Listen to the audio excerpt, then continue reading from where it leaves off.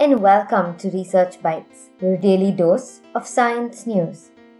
Without the quintessential ozone layer protecting the Earth by absorbing the harmful ultraviolet radiations from the sun, life may not have evolved the way it did.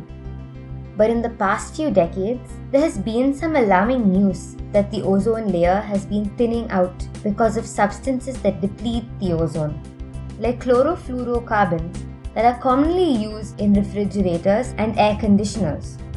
This prompted the signing of the Montreal Protocol in 1989 to regulate the use of these substances.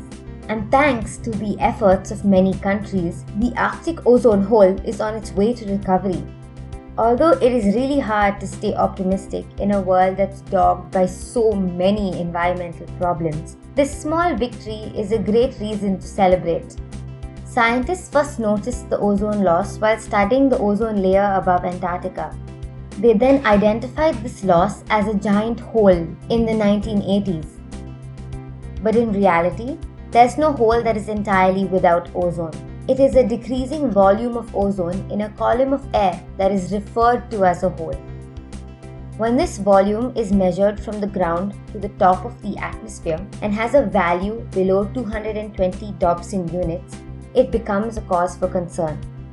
Now, the Dobson unit is a measure of the ozone concentration, and the average thickness of the ozone layer is about 300 Dobson units.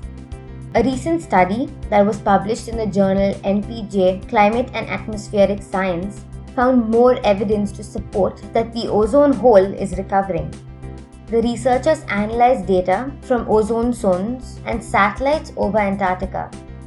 An ozonasonde is a balloon-borne instrument for measuring atmospheric ozone. This data was collected from 10 different stations in Antarctica, including India's research station Maitri, for the period between 1979 and 2017.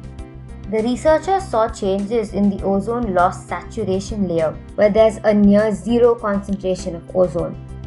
The data showed that the loss of ozone started in the early 1980s and worsened till a negligible amount of ozone was first noticed in 1985.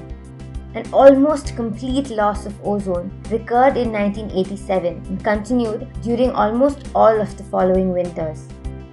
But even though there was some loss of ozone from 2001 to 2017, it was less frequent and the ozone concentration gradually increased. This is an important milestone in ozone recovery. The researchers attribute the changes in the ozone layer to the Montreal Protocol that's now 3 decades old.